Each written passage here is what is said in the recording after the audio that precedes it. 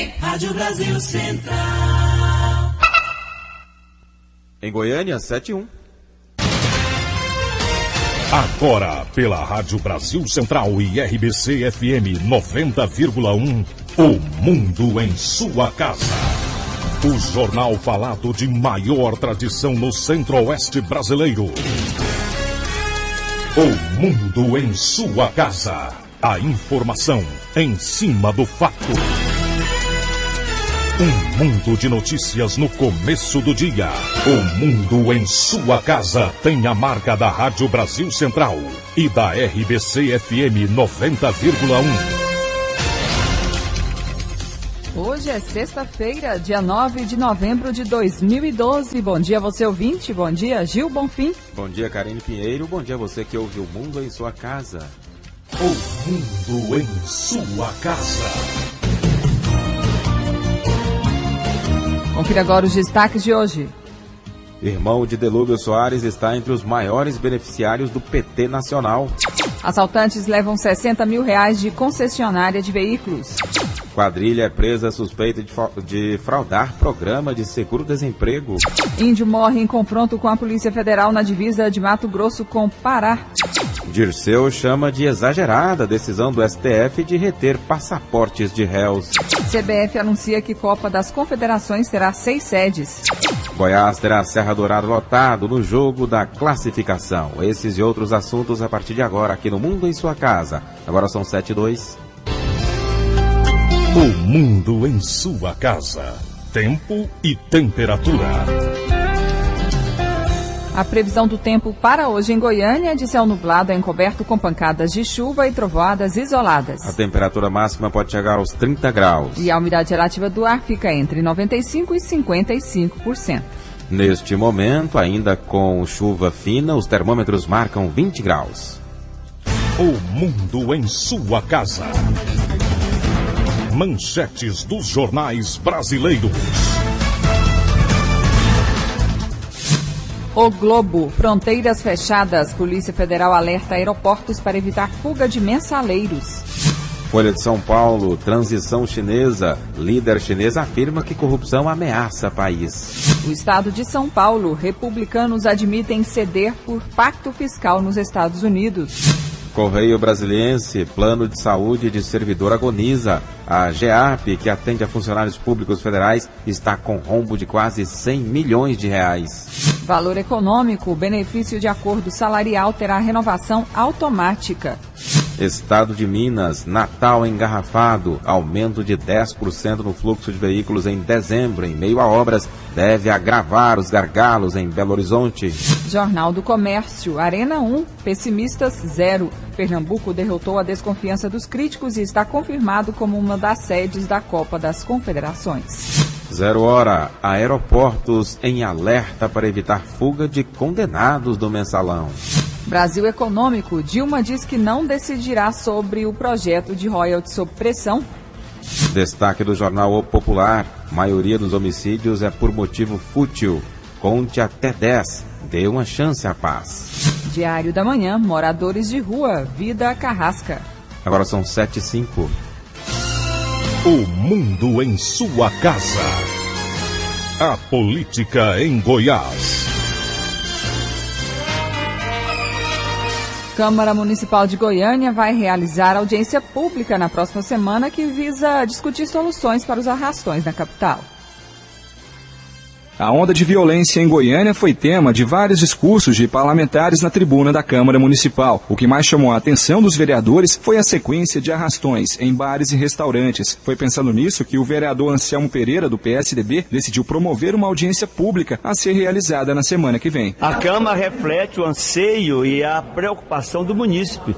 Eu acho que nós já estamos atrasados. No primeiro momento, nós já deveríamos ter convocado aqui todo mundo envolvido com o aparelho de segurança do município. Goiânia está passando por uma avalanche de insegurança nunca vista na história. A bandidagem está solta, a mortandade é um negócio que nos assusta a cada momento. Mata-se com a maior frieza do mundo. Faz-se arrastão em banco, faz-se arrastão em bares, assalta-se igreja em Goiânia. Foram convidadas entidades como a Abrazel, a CIEG, FEComércio, CDL, além de representantes das polícias civil e militar. Paulo Henrique Santos, para o Sistema Brasil Central de Rádio. 7-6. O petista Carlos Soares, irmão de Delúbio Soares, foi o único candidato a vereador em Goiás a contar com doação do PT nacional. Ele também foi o segundo a receber a maior quantia do diretório em todo o país. Em 8º lugar no ranking de votação para a Câmara de Goiânia, Carlos Soares declarou o maior gasto de todos os vereadores eleitos de R$ 520.300. Cerca de 35% da arrecadação veio do PT Nacional, R$ 190 mil. Só o vereador reeleito de São Paulo, Alfredinho, do PT, recebeu mais que Carlos Soares. Foram 2 repasses que totalizam R$ 484 mil. Os dados da prestação de contas entregue pelos candidatos ao TCE mostram que o PT Nacional doou recursos para 524 candidatos a vereador em todo o país, numa média de R$ 20.800 para cada. Apenas 12 candidatos em todo o país receberam acima de R$ 100 mil. À exceção de Carlos Soares, todos de São Paulo. Delúbio Soares, o irmão de Carlos Soares, foi condenado pelo Supremo Tribunal Federal por corrupção ativa e formação de quadrilha no processo do Mensalão. Ainda não houve definição da pena. E o governador Marconi Perillo liberou dinheiro para ampliação do CTI do HGG. Marconi visitou as instalações do hospital ontem e conferiu o projeto das novas obras no prédio. R$3.800.000 foi quanto o governador Marconi Perillo repassou para o Instituto de Desenvolvimento Tecnológico e Humano, IDETEC, organização social responsável pela gestão do Hospital Alberto Rassi, antigo HGG. Entre outros benefícios, o dinheiro servirá para a construção do novo centro de tratamento intensivo da unidade, que contará com 29 leitos e será inaugurado em março, anunciou o secretário estadual de Saúde, Antônio Faleiros. Com a entrada desses 29 leitos aqui do HGG, nós vamos ter um delta X a mais ainda.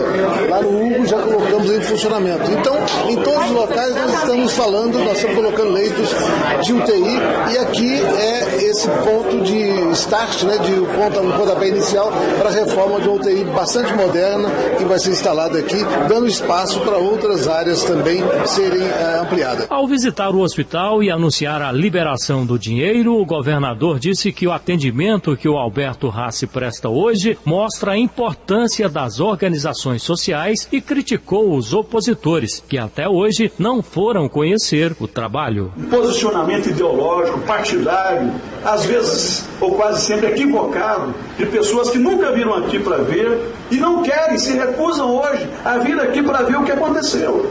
Por razões políticas ou ideológicas, enfim, nós tivemos que assumir para valer a decisão de buscar encurtar os caminhos que nos trouxeram ao dia de hoje. Eu realizo toda semana uma reunião da Força Tarefa com Faleiros, Controladoria Geral, Procuradoria Geral, Agência de Obras e outros, para a gente discutir item por item de todos os assuntos relacionados à saúde estadual. No início eram 60 grandes itens, hoje nós temos pouco mais do que 10, porque nós fomos resolvendo.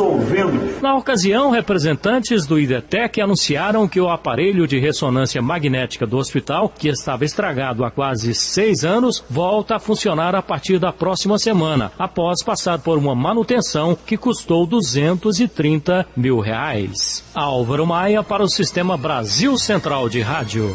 7:10. Projeto propondo ampliação do VaptVupt é tema de debates na Assembleia Legislativa. O governo pede autorização da Assembleia Legislativa para que as novas unidades do VaptVupt sejam administradas através das OS, organizações sociais, como já ocorre no setor de saúde. Essa matéria tramita nas comissões reunidas. Durante a sessão de ontem, servidores compareceram ao plenário quando demonstraram preocupação com a proposta, como informa o presidente do Cine Público, Tiago Vilar. O que pode ocorrer agora com as OS no VaptVupt é tirar os servidores que já estão trabalhando, que conhecem o trabalho, e colocar servidores que não conhecem, que irão ganhar menos, que não terão vínculo com o Estado. Quem também compareceu à Assembleia Legislativa para acompanhar a tramitação da matéria e dar esclarecimentos aos deputados foi o superintendente do VaptVupt, Marco Antônio Ferreira. É um projeto que está sendo encaminhado à Assembleia Legislativa para que o atendimento ao público também possa ser estendido através de parceria com a iniciativa privada. É terceirização? Não é terceirização, até porque é um processo de parceria com a iniciativa privada que está sendo trabalhado hoje não só no Brasil, mas inclusive nas grandes nações.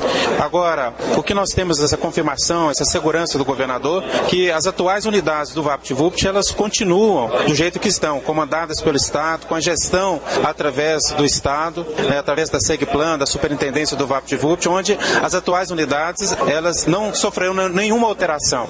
Mas, diante de um projeto grande de aumento dessa rede estadual de atendimento ao público, o governo quer fazer parceria também com a iniciativa privada, primeiro, para dar agilidade na implantação de novas unidades. Segundo, a própria legislação, ela amarra a contratação de pessoal. Se você instalar hoje mais 50 novas unidades do VaptVupt, nós teremos um vulto muito grande de novas nomeações, de novas contratações, onde a lei de responsabilidade fiscal também coloca um limite nisso.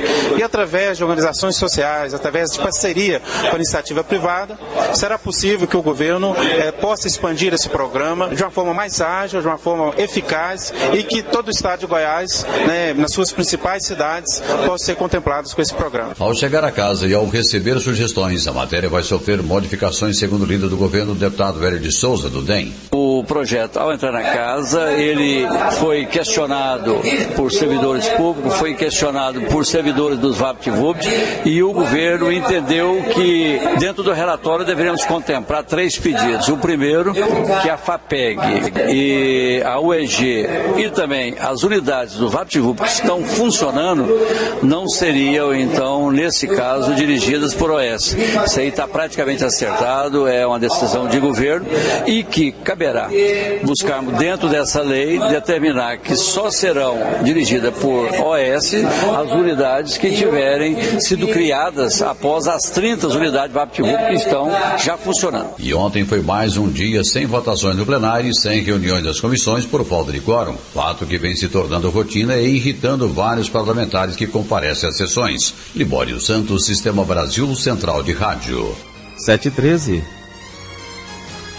O plenário da Câmara dos Deputados aprovou esta semana o projeto de lei que tipifica crimes cibernéticos. Pelo projeto aprovado, fica configurado como crime invadir o computador, celular, tablet e qualquer outro equipamento de terceiros, conectados ou não à internet, para obter, destruir ou divulgar dados sem a autorização do dono do aparelho. As penas para o crime variam de multa até 1 ano de prisão.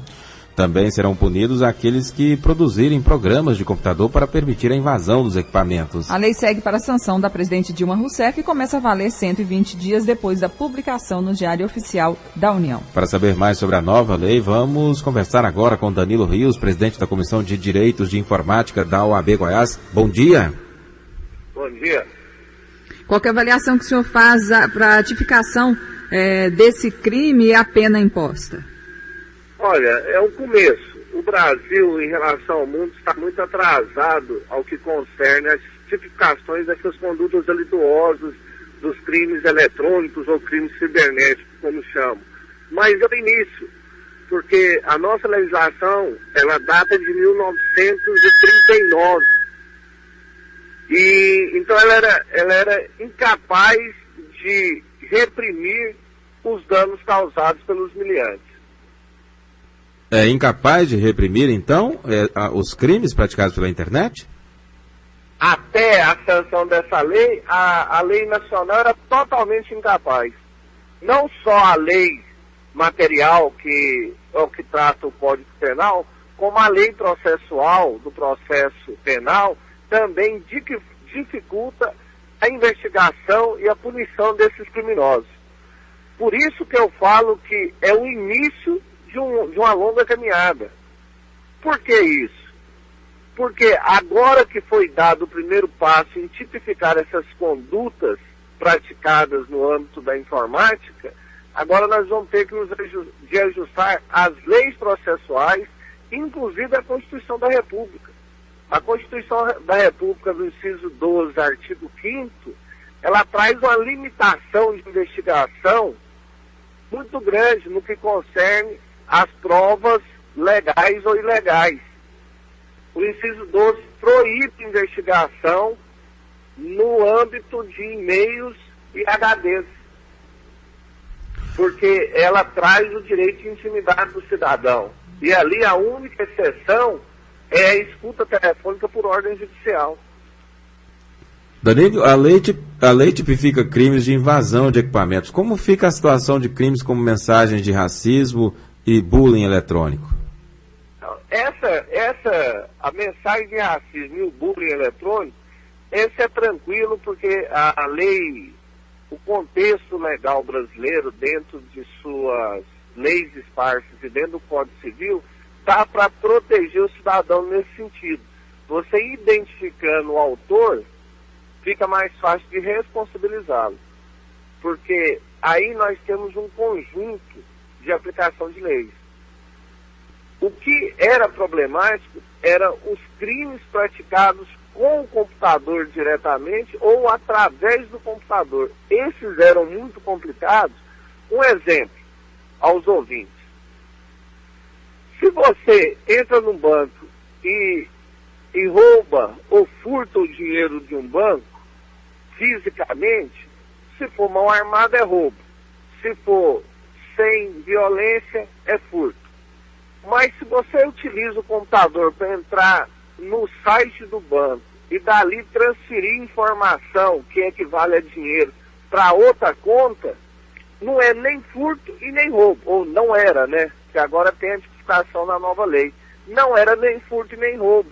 O miliante só iria responder por estelionato ou formação de quadrilha, se fosse o caso. Danilo Rios, presidente... Sim, Danilo Rios, presidente da Comissão de Direitos de Informática da OAB. Obrigado pela entrevista aqui ao Mundo em Sua Casa. Um bom dia.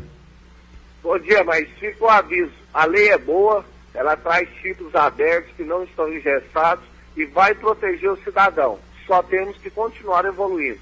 Um bom dia a todos os ouvintes. Bom dia, obrigada a Danilo Rios, o advogado falando então sobre a lei que tipifica crimes cibernéticos e cria penas para o crime que variam de multa até 1 ano de prisão. Agora são 7h18. O Supremo Tribunal Federal condenou a ex-diretora da empresa de publicidade SMPIB, Simone Vasconcelos, a 4 anos e 2 meses por corrupção ativa. Ela ainda terá a definição das penas de lavagem de dinheiro e evasão de divisas. O STF também condenou hoje os ex-sócios de Marcos Valério, Cristiano Paz, a quase 26 anos de prisão, e Ramon Hollenbach. Hollenbach, ex-sócio do empresário Marcos Valério, penas que somadas chegam a quase 30 anos de prisão. As multas ultrapassam 2,5 milhões de reais. Pela legislação, Hollenbach terá que cumprir parte de sua condenação na cadeia. A lei penal estabelece que penas acima de 8 anos devem ser cumpridas inicialmente em regime fechado. A punição no julgamento do mensalão foi calculada pela soma de 5 crimes realizados entre o início de 2003 e metade de 2005, como a compra de apoio político no Congresso Nacional durante o governo Lula. Ele foi condenado por formação de quadrilha, corrupção ativa, lavagem de dinheiro, evasão de divisas e peculato. Os ministros resolveram no início da sessão um impasse sobre o tamanho da punição a Hollenbach pelo crime de evasão de divisas. A situação ficou indefinida com o voto do ministro Marco Aurélio Mello, que considerou que não houve crime continuado nesse caso específico, não concordando com aumentar a pena por causa disso. 6 ministros seguiram o entendimento apresentado pelo ministro Celso de Mello, de que houve consenso de 9 integrantes da corte em aumentar a pena em 1/3. Isso porque 5 deles seguiram o relator Joaquim Barbosa e pediram que a causa de aumento fosse de 2/3. De tal modo que a pena base definida majoritariamente em 2 anos e 9 meses, 33 meses, acrescida de 1/3, 11 meses, tornar-se-ia definitiva em 44 meses, ou seja, 3 anos e 8 meses. deles. É a proclamação do resultado. Já o cálculo da pena de Cristiano Paz, ex-sócio de Marcos Valério, apontado como operador do mensalão, foi definida em 25 anos, 11 meses e 20 dias de prisão e pelo menos 2,5 milhões de reais em multa. O réu foi condenado por 4 tipos de crime. Depois das penas, o Supremo também deve decidir se vai determinar a perda do cargo dos 3 deputados federais condenados, Valdemar, João Paulo Cunha e Pedro Henri. De Brasília, Ronaldo Berwanger. Por determinação do ministro Joaquim Barbosa, os 25 réus condenados no julgamento do mensalão já estão impedidos de deixar o país sem o conhecimento do Supremo. Os nomes deles foram incluídos no Sistema Nacional de Procurados e Impedidos da Polícia Federal. Os réus ainda não foram notificados oficialmente da decisão de Joaquim de reter os passaportes deles. O ex-ministro José Dirceu divulgou nota em que afirma que vai acatar a decisão do Supremo sobre o passaporte. Mas declarou que a decisão foi exagerada porque todos os réus estão presentes por meio de seus advogados e nunca deixaram de atender às exigências legais. 7h21. Projeto que assegura direitos das domésticas é aprovado.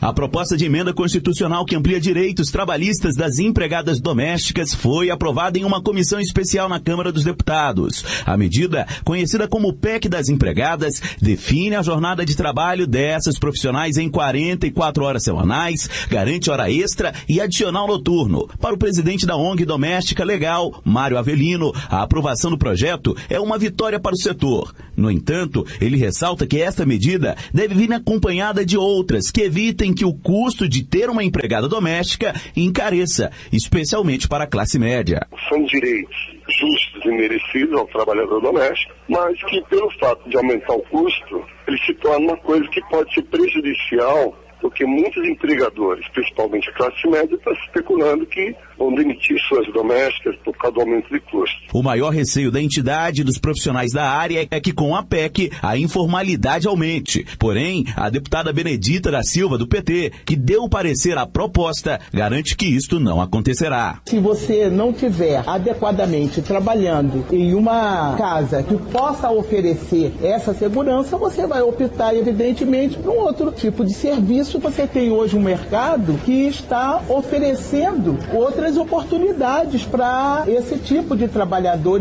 O texto terá que passar por mais 2 votações entre os deputados e, se aprovado, segue para o Senado. Só depois, a PEC, que pode afetar mais de 7 milhões de pessoas que trabalham como empregadas domésticas em todo o país, começa a valer. Com informações de Brasília, Yuri Hudson. Agora são 7h23. O mundo em sua casa. Se a sua empresa busca reconhecimento, anuncie em uma emissora de credibilidade. Rádio Brasil Central 1270, AM, ondas curtas e tropicais. A certeza de resultado. Qualidade com alcance em todo o território nacional. Ligue 3201-7686. Rádio Brasil Central. Comunicando com o mundo. Mesmo quando não está chovendo, o mosquito da dengue continua transmitindo a doença. Então faça chuva ou faça sol, o combate não pode parar. Toda semana tire 10 minutos para fazer a sua parte. Elimine a água parada, deixe caixa d'água bem tampada e nada de garrafas ou pneus dando sopa para o mosquito. Se você ficar parado, o tempo pode ficar feio, porque a dengue mata. Secretaria de Saúde, SUS e Governo de Goiás. O mundo em sua casa. Um mundo de notícias no começo do dia.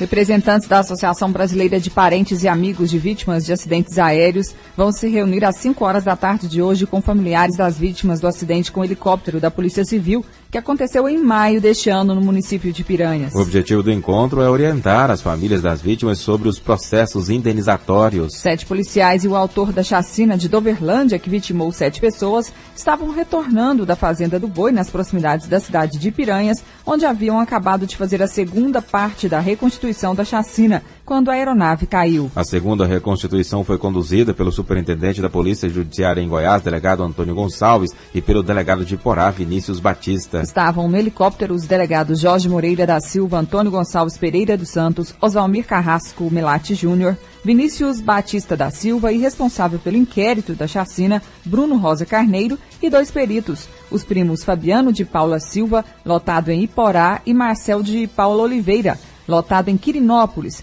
além do autor da chacina, Aparecido Souza Alves. Após 6 meses desse acidente, ainda não se sabe as causas do acidente envolvendo, então, o helicóptero da Polícia Civil de Goiás. Agora são 7h25. Ao vivo, o repórter Libório Santos com informações sobre as ocorrências nas rodovias. Bom dia, Libório. Exatamente, bom dia. Acidentes aéreos, acidentes rodoviários, aliás, com muito mais intensidade. Aliás, com a chegada da chuva, né, que é normal, fato normal, e mais uma vez orientamos os motoristas, olha, tenham cuidado, tenham prudência, né, vamos devagar, tá legal? Nas últimas 24 horas nas rodovias goianas, 34 acidentes, 12 feridos e 3 mortos. Acidentes mais graves, saída de pista com tombamento da BR-153, quilômetro 583, entre Morrinhos e Tumbiara. Um caminhão Mercedes-Benz, placa BIK 9317 de São Paulo. O motorista José Antônio Luiz Fernandes, 63 anos, fatal. Múltipla colisão envolvendo 5 veículos, BR-060, quilômetro 328, entre Acreúna e Rio Verde. Chevette, placa KBL 5407 de Goiânia. O motorista Caleb Malaquias Lopes, 21 anos, fatal. Volvo, placa FDB 6006 de Pirã, São Paulo. Motorista ileso. Caminhão Ford de cargo, placa NWR 53 de Jataí. Também o motorista ileso. Moto, placa NFO 3327 de Santa Helena. O condutor com lesões graves. E uma Saveiro, placa HNW 9174 de Goiânia. O motorista saiu levemente ferido. Outro acidente grave foi uma colisão frontal na G174, quilômetro 10, entre Rio Verde e Aparecida do Rio Doce. Gol, placa OGT 6300 de Rio Verde. Juineides Carlo Alasco, vítima fatal. Segundo veículo, S10, placa NGS 9839 de Rio Verde. Alaides Rafael Machado saiu ileso. Libório Santos, Sistema Brasil Central de Rádio. O mundo em sua casa. Um mundo de notícias no começo do dia. Corpo de Bombeiros de Goiás treina técnicas de salvamento terrestre em altura. Corpo de Bombeiros Militar de Goiás realiza 2 simulados com técnicas avançadas de salvamento terrestre e em altura. Os cursos de especialização formam 49 militares. Na tarde desta quinta-feira, o treinamento foi no edifício Aquário Center, no setor Bueno. O capitão Gonzaga, responsável pelos cursos e simulados, dá mais detalhes da capacitação. Com o crescimento constante, cada vez mais vertical dos grandes centros urbanos, então tem aumentado muito a quantidade de ocorrências relacionadas à altura. As pessoas ficam presas em andaimes, algumas pessoas tentando autoextermínio. No caso de uma edificação e incêndio, às vezes a gente vai ter que fazer o resgate descendo pela edificação. Então o objetivo do curso, a gente fica 2 meses em intensos treinamentos visando capacitar o bombeiro militar e também a presença de 2 policiais militares para salvar nas alturas e atender a toda a sociedade goiana. O bombeiro explica ainda como são os treinamentos do curso. A gente faz treinamentos principais voltados para incêndios em edificações, que onde não é possível a gente estar utilizando o elevador, no caso de incêndio, e às vezes não dá para também a gente fazer descidas pelas escadas. Então a gente treina os bombeiros a fazer descidas de rapel e também descida com vítimas. Às vezes o bombeiro vai ter que fazer uma amarração na edificação, passar no andar que uma vítima se encontra, às vezes não tem como ela descer, ela está acuada, e então ela vai clipar no sistema do bombeiro, vai descer o bombeiro e a vítima até o resgate final para entregar essa vítima segura a seus familiares. No período da manhã, o curso de salvamento terrestre realizou um simulado com diversas técnicas de desencarceragem em veículos. Wilton Vieira, para o Sistema Brasil Central de Rádio. 7h29. A Polícia Federal de Uberlândia, no Triângulo Mineiro, cumpriu 2 mandados de prisão preventiva e 2 de busca e apreensão contra 4 pessoas suspeitas de integrar uma quadrilha que fraudava o programa de seguro-desemprego. A quadrilha vai responder pelos crimes de uso e falsificação de documentos públicos e particulares, falsidade ideológica, formação de quadrilha e estelionato. Eles também responderão por um segundo processo iniciado pela Justiça de São Paulo. A operação, nomeada como Chacal, devido ao primeiro nome dado a uma das empresas investigadas no caso, foi realizada em outras cidades como São Paulo, Ribeirão Preto, Jaboticabal, Catalão e Gurupi. Secretaria Municipal de Assistência Social promove a ação de reintegração para mendigos indigentes em Goiânia.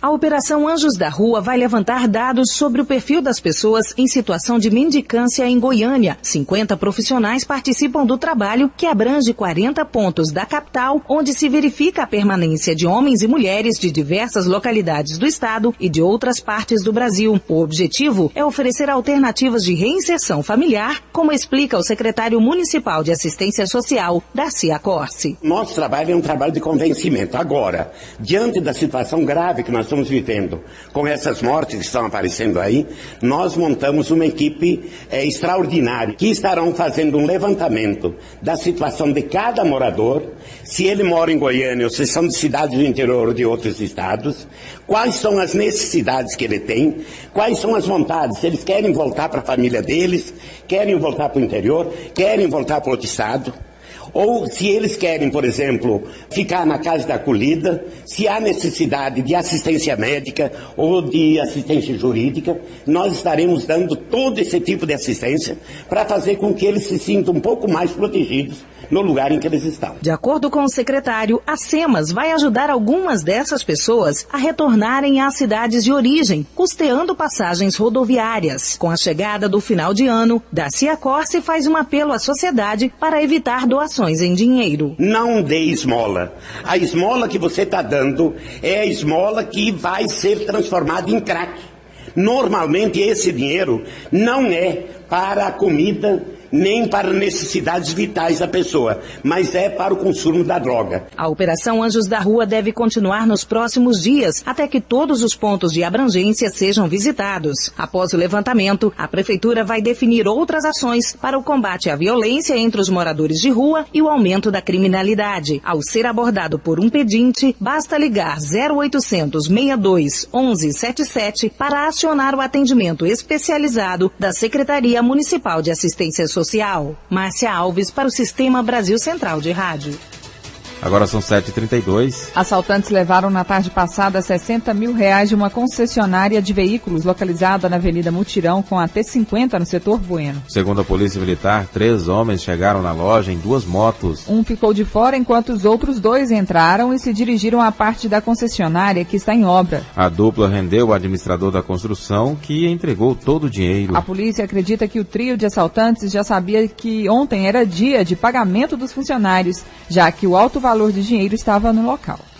O Ministério Público quer coibir prática da exigência ou do recebimento de vantagem para estabelecimentos darem preferência a determinadas empresas de táxi.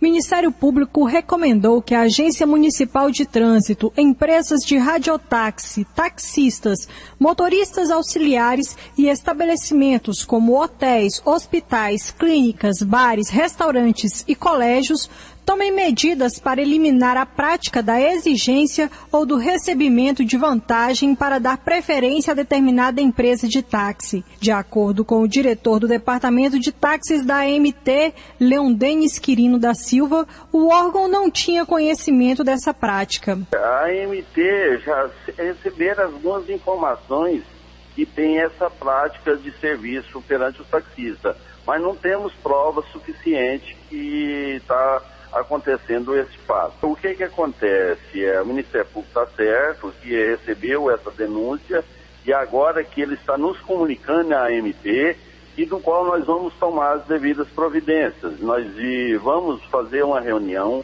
com os representantes de radiotáxi, com representantes de cooperativas, sindicatos e associação dos taxistas para a gente estar coibindo essa prática de serviço de estar pagando propinas. Leondenis Quirino também destacou as medidas que o órgão vai tomar para coibir essa atitude. Já vou fazer esse levantamento junto com os representantes das rádios e a gente vamos ver quais as atitudes que a AMT vai tomar as providências para esse tipo de prática. E a AMT vai estar trabalhando, proibindo esses tipos de prática de serviço e dentro do regulamento a AMT vai estar tomando as devidas providências cabíveis. Agora, qual o sistema de punições, ou para a rádio, ou para quem está fazendo isso, nós estamos em estudo como que vamos ser feito. Foi concedido um prazo de 30 dias para que a MT inicie uma ação de combate a essa prática ilegal. Lorena Borges para o Sistema Brasil Central de Rádio.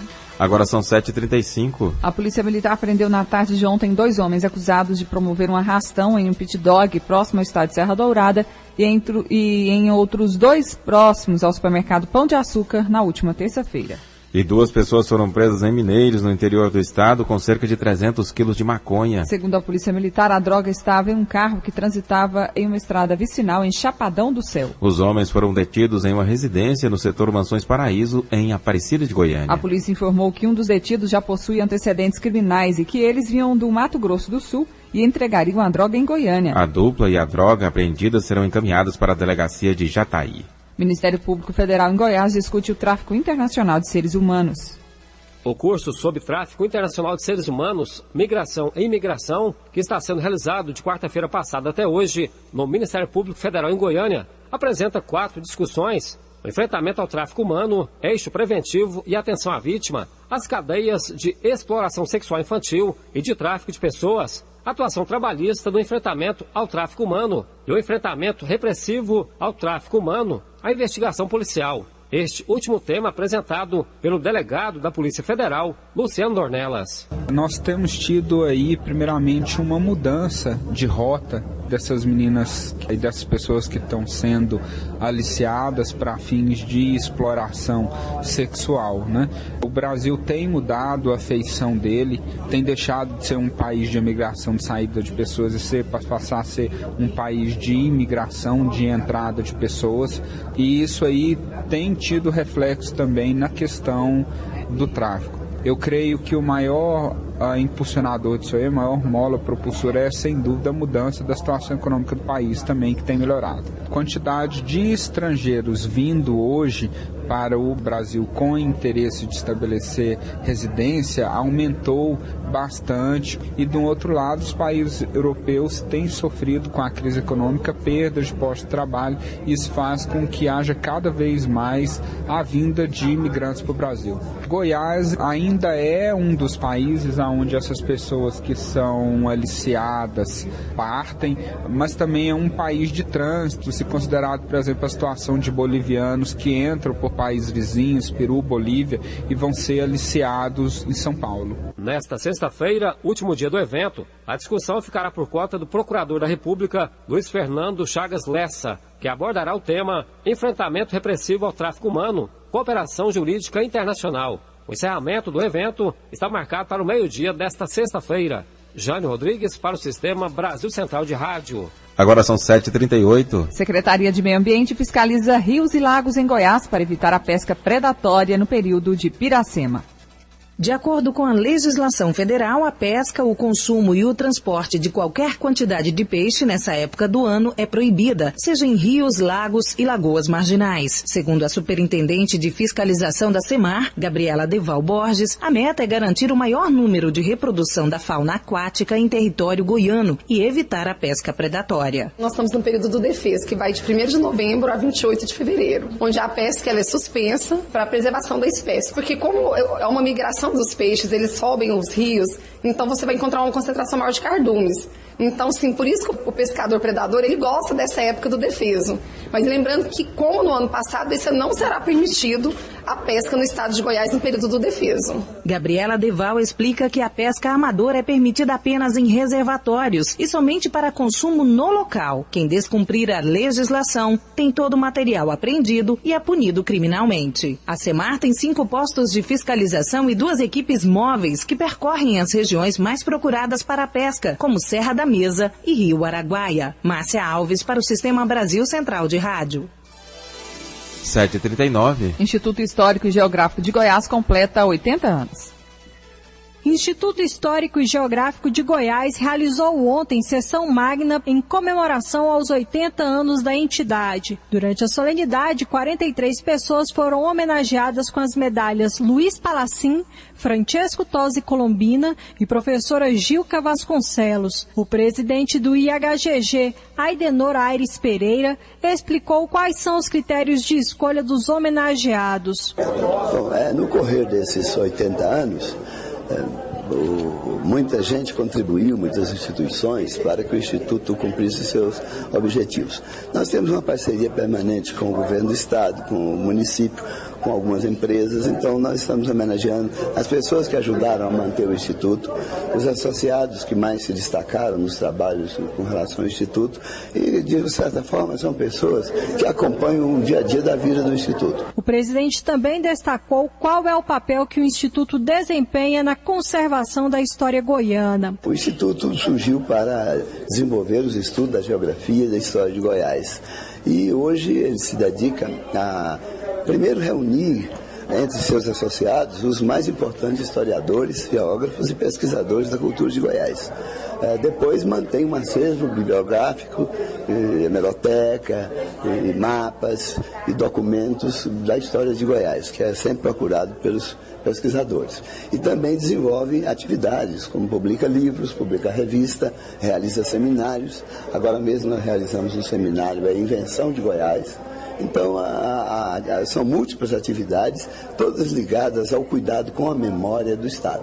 O governador Marconi Perillo prestigiou o evento e foi homenageado com a medalha Luiz Palacim, a mais alta honraria da instituição. Lorena Borges, para o Sistema Brasil Central de Rádio. 7h41. A seguir, as notícias do esporte com José Calazans.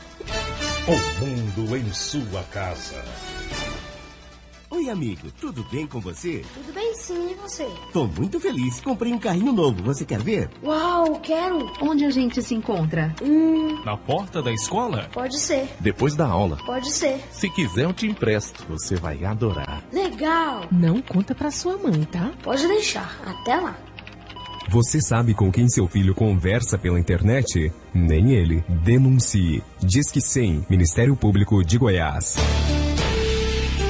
O mundo em sua casa. O jornal falado de maior tradição no Centro-Oeste brasileiro.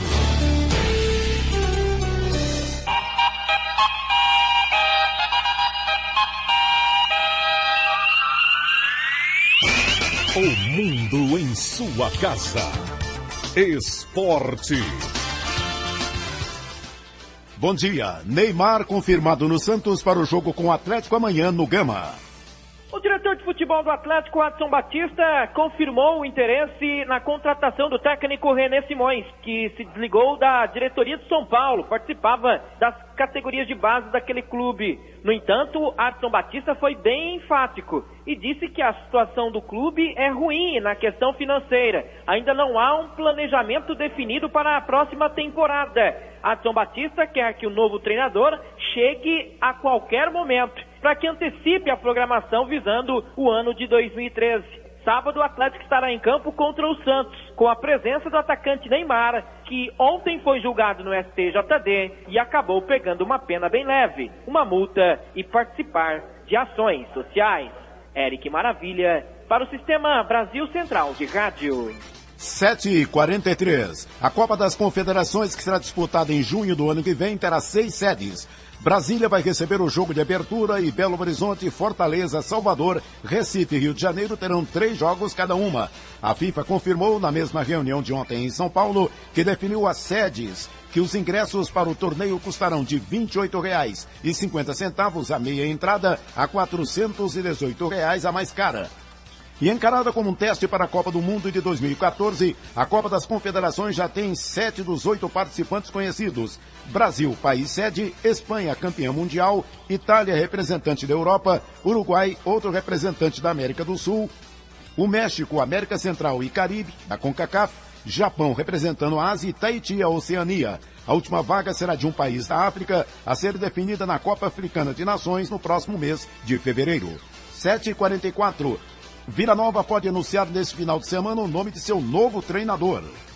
A diretoria do Vila Nova aguarda a definição para a confirmação do técnico que irá comandar a equipe na temporada de 2013. José Roberto Silva, técnico que começou a sua carreira como treinador no Vila Nova, foi vice-campeão brasileiro da Série D de dado do Campeonato Brasileiro pelo Craque, subindo a equipe inclusive para a Série C do Brasileiro do ano que vem, está negociando com a diretoria. Segundo informações dos próprios dirigentes vilanovenses, falta pouca coisa para que eles possam bater o martelo e Zé Roberto ser mesmo técnico da equipe na próxima temporada. Até agora, 14 jogadores fazem parte do elenco colorado. Os goleiros Juan e Tony, os laterais André Luiz, Thiago, Rian e Alain, os zagueiros Rafael Morisco e Túlio, os volantes Ricardinho, Romário e Luiz Marques, os meias Jorginho e Diego e os atacantes Cairo e Almir. Donizete Alves para o Sistema Brasil Central de Rádio. 7h45. A Chapecoense é o primeiro semifinalista do Campeonato Brasileiro da Série C e ia garantir o acesso para a Série B em 2013. Nesta quinta-feira, o time catarinense tentou segurar o empate sem gols com o Luverdense em Lucas do Rio Verde, no Mato Grosso, mas perdeu por 1-0. Mesmo assim, ficou com a vaga porque na ida tinha vencido por 3-0 lá em Santa Catarina. Houve empate em pontos, mas a vantagem de gols. Agora espera o vencedor do jogo entre Oeste Itápolis e Fortaleza. Goiás encerra sua preparação hoje para a decisão de amanhã na Série B. A diretoria do Goiás acredita que os 38 mil ingressos colocados à disposição na troca por alimentos para o jogo de amanhã contra o Grêmio Barueri poderão estar esgotados na tarde desta sexta-feira. Ontem, o fechamento por volta de 5h30 da tarde, 16.500 ingressos foram trocados. A diretoria faz essa promoção para facilitar a presença do torcedor no jogo que deve confirmar o retorno do Goiás à primeira divisão do futebol brasileiro. 2 quilos de alimentos dão direito a um ingresso de arquibancada, 5 quilos de alimentos, ingresso de cadeira. 38 mil ingressos foram colocados à disposição para o jogo de amanhã. O técnico Anderson Moreira deve confirmar no treinamento daqui a pouco, a partir das 9h30 no CT do Parque Anhanguera, os retornos do lateral direito Vitor e do volante Amaral ao time titular. O Goiás que busca mais uma vitória para confirmar o retorno à primeira divisão e se manter como único invicto jogando em casa na Série B do Brasileiro. Vinícius Silva para o Sistema Brasil Central de Rádio. 4 jogos abrem hoje a 36ª rodada, antepenúltima da Série B, podendo ser confirmado o primeiro acesso. Atlético Paranaense e São Caetano entram em campo prometendo colocar fogo na briga pela 4ª posição e em caso de uma derrota do time paulista, o Goiás estará de volta à elite do futebol brasileiro hoje. Os concorrentes estão separados por 2 pontos na classificação. Os paranaenses estão na 4ª posição com 66 pontos, seguidos de perto pelos paulistas com 64. Um tropeço do São Caetano, no entanto, dará o acesso ao Goiás, líder com 71 pontos e que só entra em campo amanhã contra o Lanterna Grêmio Barueri no estádio Serra Dourada. Isso porque o Goiás mantém a diferença de mais de 6 pontos para o 5º colocado, restando 2 rodadas para o final. Enquanto isso, o Bragantino tenta se afastar da temida zona de rebaixamento, podendo rebaixar o Grêmio Barueri. Confirmando os jogos de hoje da Série B, Bragantino e Joinville, São Caetano e Boa Esporte, Avaí, Guarani e Asa e Atlético Paranaense. Às 7h49 do esporte é o que há. Obrigado, José Calazans. O mundo em sua casa. Novembro tem vacina pro garrote, pra novilha. A conquista vai ser nossa. Goiás livre de aftosa. É 100% protegido, 100% do seu gado. Nosso estado sem perigo, com rebanho vacinado. Até 30 de novembro, segunda etapa de vacinação para bovinos e bubalinos com até 24 meses e declaração também pela internet. Agrodefesa e Governo de Goiás. Nosso estado cresce, você cresce junto. O mundo em sua casa. A informação em cima do fato. Divulgada a inflação de outubro em Goiânia. E assim como em setembro, Karine, a alimentação e energia elétrica elevaram o índice de preços ao consumidor. Em Goiânia, no mês passado, o consumidor pagou mais caro pela energia elétrica. A variação foi de 5,68%. Pagou mais caro pelo arroz, 10%. Na banana prata, 17%. Na maçã, 12%. Itens como a carne, ovos, óleo de soja, leites e derivados também custaram mais. Motivos que fizeram o IPC, o Índice de Preços ao Consumidor, ter variação de 0,97% em outubro, abaixo de 1,20% de setembro, bem acima de outubro do ano passado, quando a inflação em Goiânia foi de 0,11%. A estiagem prolongada de 2012 e a baixa oferta elevaram os preços. Na explicação de Lilian Prado, chefe de gabinete do Instituto Mauro Borges, de Estatísticas e Estudos Socioeconômicos. Nós tivemos em Goiás, nessa região aqui, uma seca mais prolongada. Essa sazonalidade afetou muito diversos produtos. Aí a oferta fica menor, o preço acaba ficando bastante elevado. A inflação dos alimentos em 2012, de janeiro até outubro, ela já está em mais de 9%. E o interessante é verificar que essa pressão começou a ocorrer a partir de julho, bem mesmo nessa época, né, dessa questão de sazonal, né, de seca, que aí nós tivemos índices muito elevados nesse grupo de alimentação. A cesta básica para uma pessoa em outubro custou R$ 226,80. Em setembro, custava R$ 223,96. A variação da cesta foi de 1,27%. A inflação acumulada neste ano ficou em 7,86%, acima dos 5,52% no mesmo período do ano passado. Jânio Rodrigues para o Sistema Brasil Central de Rádio. E o IBGE aponta queda na produção industrial em Goiás no mês de setembro.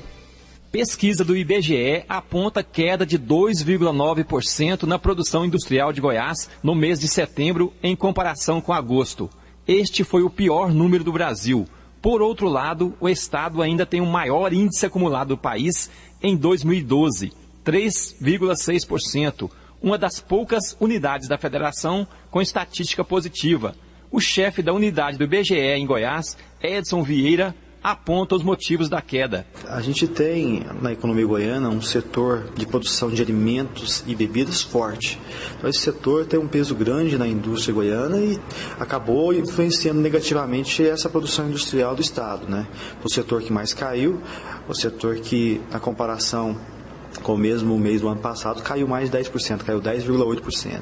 Então isso acabou puxando a produção industrial goiana para baixo, mas não foi só ele. Nós tivemos queda da produção de produtos químicos, metalurgia básica, indústria extrativa.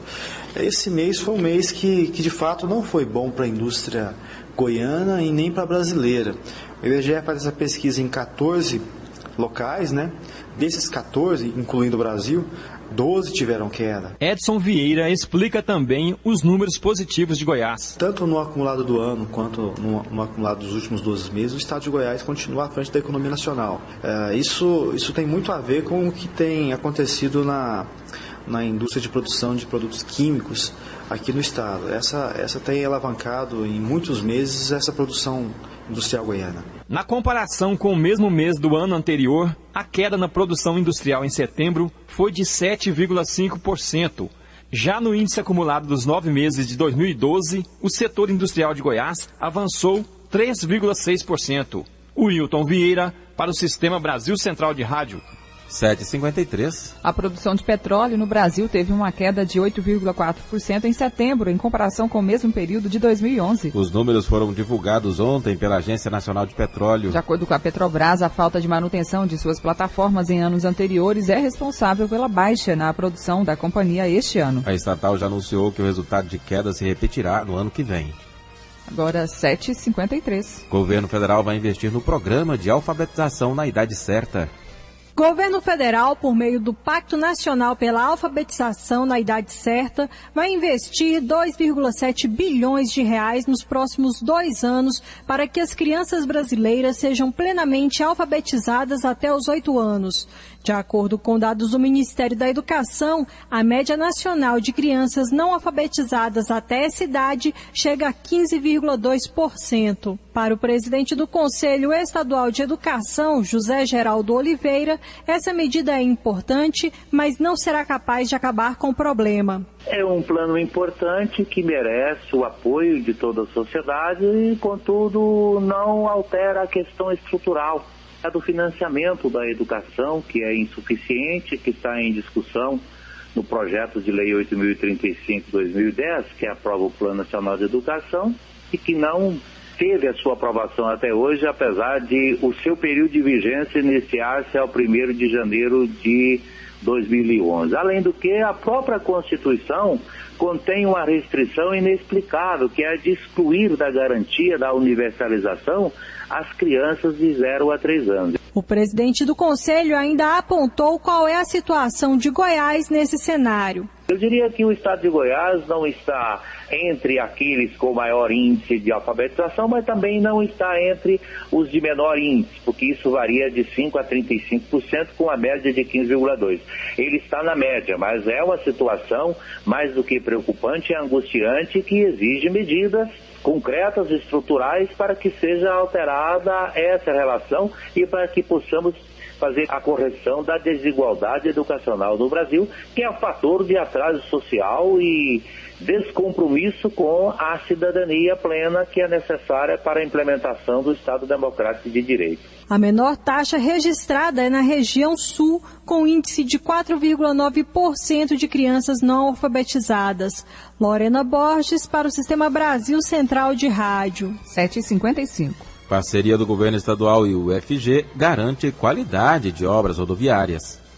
A Controladoria Geral do Estado e a Universidade Federal de Goiás firmaram o primeiro termo aditivo ao convênio de cooperação técnica para avaliação da qualidade das obras de reabilitação das rodovias goianas. De acordo com o secretário-geral da CGR, José Carlos Siqueira, o convênio firmado em 2011 possibilita a fiscalização das obras desde a licitação e celebração dos contratos com as empresas até a conclusão dos serviços. Ele afirma que o trabalho tem sido fundamental para a melhoria das estradas goianas. Caso sejam constatados defeitos, as empreiteiras têm o dever de corrigir as falhas. Por exemplo, a estrada que liga a cidade de Goiânia, passando por Trindade, a campestre, a restauração não estava adequada, fizemos a fiscalização, elaboramos o relatório, instamos a GETOP para que fossem tomadas as providências, elas foram tomadas e nós temos agora uma estrada de boa qualidade. Mas não apenas nessas nós estivemos presentes. Nós estamos presentes em todas as pavimentações que estão sendo feitas, em todas as restaurações que foram com a presença da fiscalização solucionados e adequadas às obras de forma a atender aos reclamos da contratação e oferecer então um serviço à sociedade da melhor qualidade. O termo aditivo do contrato com a UFG agora terá validade até outubro de 2013, com valor de quase R$480 mil. Karine Pinheiro para o Sistema Brasil Central de Rádio. 7h57. Saneago dá nova oportunidade a clientes devedores.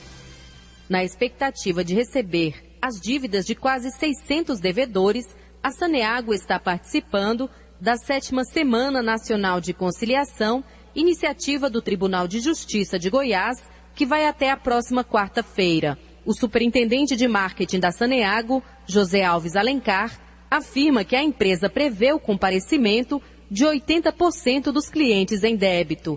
As dívidas superam 7 milhões de reais. Para aqueles que optarem para um pagamento à vista desse débito, nós estamos oferecendo 99% de desconto sobre multa e atualização monetária. Caso ele não tenha condição de pagar à vista, nós oferecemos um desconto de 50% sobre multa e atualização monetária e podemos parcelar em até 60 vezes. José Alves Alencar explica que clientes que não vão participar da Semana da Conciliação também podem procurar a Saneago para negociar as dívidas. E outros clientes que não estão nessa condição já de um débito ajuizado, de um processo de cobrança judicial, que possuem débito até o mês, a referência 12 de 2011, também poderão obter essas vantagens. Tanto para o pagamento à vista, que é o desconto de 99% sobre multa e atualização, ou a outra opção seria o pagamento parcelado também. Na capital, a Semana de Conciliação é realizada na Estação Goiânia, que fica na Avenida Goiás Norte, no setor central. Patrícia Almeida para o Sistema Brasil Central de Rádio. 7h59. Um índio da etnia Munduruku morreu em um confronto com agentes da Polícia Federal na divisa dos estados do Mato Grosso e Pará. Os policiais cumpriam mandados de busca e apreensão em garimpos ilegais na aldeia Telespires, no município paraense de Jacareacanga. 4 agentes e 5 indígenas ficaram feridos. Um deles levou um tiro de fuzil no braço. A Polícia Federal suspendeu as operações na região e está interrogando os índios envolvidos no conflito. Um posto de gasolina foi metralhado na região metropolitana de Curitiba. O dono diz que foi porque ele se recusou a aumentar os preços dos combustíveis, como fizeram outros postos. Mais de 15 tiros atingiram a loja de conveniência e as bombas de combustível. Para a polícia, os tiros partiram de um carro branco que aparece nas imagens do circuito de segurança do posto. Não houve feridos. Noticiário Internacional. Pouco mais de uma semana depois do furacão Sandy atingir Nova York e Nova Jersey, os americanos enfrentam outra tormenta. A neve em pleno outono fez as autoridades ampliarem o número de abrigos em áreas que já tinham sido inundadas. Mais de 600 mil pessoas nos 2 estados continuam sem energia. Só nos aeroportos de Nova York, cerca de 2.000 voos foram cancelados nos últimos 2 dias. O prefeito de Nova York, Michael Bloomberg, ordenou o racionamento de gasolina na cidade a partir de hoje. O abastecimento será alternado entre veículos com placas pares e ímpares. 8 horas e termina mais uma edição do Mundo em Sua Casa, que teve a apresentação de Karine Pinheiro e Gil Bonfim. Redação e edição, Adam Mendes, Antônio Correia e Marcelo Cabral. Direção de estúdio, Luzene Gomes. Chefes de reportagens, Ione Chagas e Almir Costa. Operação de áudio, Otair José. Central técnica, Ricardo Souza. Gerência do Sistema de Rádio, Suede Barbosa. Direção de Tele Rádio Difusão, Abatia Lima. O Mundo em Sua Casa volta amanhã às 7 da manhã. Obrigado pela sua atenção e até lá. Bom dia, Karine. Bom dia, bom fim de semana a todos. Este foi, pela Rádio Brasil Central e RBC FM 90,1, O Mundo em Sua Casa. O jornal falado de maior tradição no Centro-Oeste brasileiro. O Mundo em Sua Casa. A informação em cima do fato. Um mundo de notícias no começo do dia. O Mundo em Sua Casa voltará sempre com a marca da Rádio Brasil Central e da RBC FM 90,1.